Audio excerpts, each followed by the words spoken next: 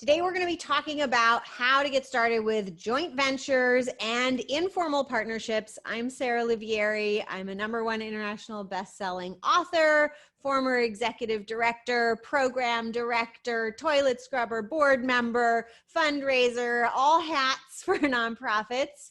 And I am creator of the Impact Method at PivotGround. And I love helping nonprofit leaders change the way they run their organizations so they can make a bigger impact without getting overwhelmed or burning out. So I'm going to run across a few quick tips for you today about joint ventures. So first I want to talk about what is a joint venture? Whoops, come on back here. What is a joint venture? So there is a legal term, joint venture, and it's like creating a temporary organization that exists between two or more organizations. And the time for a legal joint venture is when you're having some level of shared ownership or some really critical level of shared control. And then there's a lot of informal partnerships, which especially these days in the for-profit space also get named joint ventures, but these are not the legal type of joint venture. They are informal partnerships. And the way these work essentially is you're collaborating and you're probably sharing a lot of resources and benefits, but at the end of the day, you each own your own things and you each have control over the things you own. There's no legal joint ownership between the two. So here we go, my slow computer. So the most important thing I want you to know about joint ventureships is before you think about who you want to partner with, you've got to figure out the what you're trying to get. And this is probably the #1 mistake I see people make. I've made it myself more than once because I think, oh my God, I really want to work with this person. What can we do together? But it never really works out that well when you start with who. So the real key to getting these right is to start with the what. What do you want? What do you want more of or less of? What are you trying to get? Do you want more money? Do you want more clients, whether you're a nonprofit or works equally true for for-profits? Are you looking to serve more people? Do you want some sort of expertise? Maybe, you want access to, somebody who has a certain amount of knowledge or experience in an area. Or are you looking for relationships or connections? This is, I think, one of the unsung heroes of joint ventures. But for me, getting access to somebody who I've always wanted to meet and had a conversation with or collaborate with, my path to that might be through a joint venture. So put in the chat now, if you can, if you're watching the recording, I'd love to see it in the comments. What kinds of things would you like to possibly get out of some kind of joint venture in the future? Take a moment, put in the chat for me right now. What kinds of things would you like? All of these things, something else? Is it money? Is it making a bigger impact by serving more clients? Is it some kind of expertise? Is it access, relationships, connections? Awesome. All of these. Yeah. So let me know in the chat. More money, more clients, everything, increased capacity. Fantastic. So put it in the chat if you're watching the replay, and I'll be looking at those too. Expanded name recognition. I love that. Getting a brand boost, reaching a much wider audience is a fantastic what to get out of a joint venture.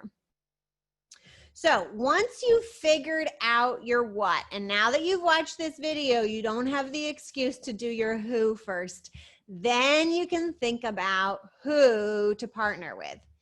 And oh my goodness, I am having issues here with my thank goodness that new computer's coming. So who to partner with? Think about what you have to offer. when you start talking about with your who, right? I don't want you to worry too much about what value you have to offer until you have your who, because that's going to change depending on who you're talking to and what they want. So is this some area that you're strong in where you have the ability to do more of? So maybe I have connections that you would like access to, right? It's relatively easy for me to make introductions. In fact, when I make a good introduction to one of my contacts, it's a win-win. It's good for my contact as well as it's good for you. Look for complementary services with that when you're figuring out your who, right? Find somebody who you do something similar to, but see if you can stack them. So if you want to reach more clients or make a bigger impact with your programs, look for the organizations who work with your clients either just before they get your services or just after they get your services, or maybe something that they need while they're getting your services so that they can have an even better result from your services. So this is where you're going to figure out, how are we joint venturing, partnershiping around services, or maybe it's around fundraising or any other domain. And then you may, if you're in the legal kind of joint venture, you definitely need to have a legal agreement because you're actually creating a temporary entity. If you're in a non-legal version, you can have a written agreement, but the number one most important thing regardless is that you establish trust.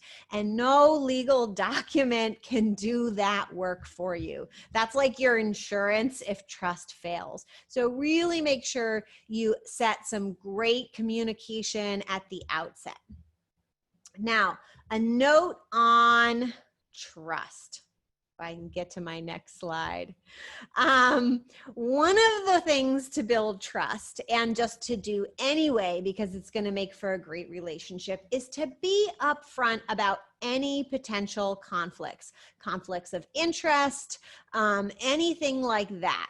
So if you're upfront about these, know that it's likely that you're going to have a few conflicts, right? If you're working with similar populations or you're sharing clients, you might have some overlap, or you might have some areas where you take different approaches, and that's okay as long as you're upfront about it. Put it on the table. Another kind of version of a conflict might be are there an imbalance of resources? Does one of the partners have a lot of money or a lot of staff and the other one doesn't? Make sure you put those on the table in the beginning and address what you're going to do about them, if anything. Sometimes it's enough just to put them on the table. And other times you have to kind of be like, okay, this is how we're going to address this issue. And do you compete in any areas, right? That's really relevant too. I will tell you a little story about an event that I was involved with. It's actually how I got to know Beverly Browning, who is on this call. Is I was putting together a joint venture project with some other consultants, and I ran into a conflict of sorts about a third of the way into organizing the events. I realized that the people who'd fallen into my network through recommendations were mostly white women, just to be blunt about it. And I wanted greater representation amongst the consultants I was partnering with, because that aligns with one of my guiding principles. And it so happened this was, something that the other participants in my joint venture were also aligned with. But that principle came into conflict with an agreement that I had with my joint venture partners that everybody who joined as a joint venture partner would have a significantly large email list. And well, because of a long story that has to do with systemic racism, which we don't have time for right now, turns out that people of color who specialize in fundraising are underleveraged, underpowered in the fundraising community. And so I made a choice, which I was upfront with my partners, that people of color who were fantastic consultants but didn't meet the list size criteria could join the event as a partner and gain all the benefits equally. So we actually kind of changed the terms of what we were doing halfway through, which kind of allowed us to have a double win. We were able to help many, many, many nonprofits like we wanted to, and we were also able to help some of our fellow colleagues in the field.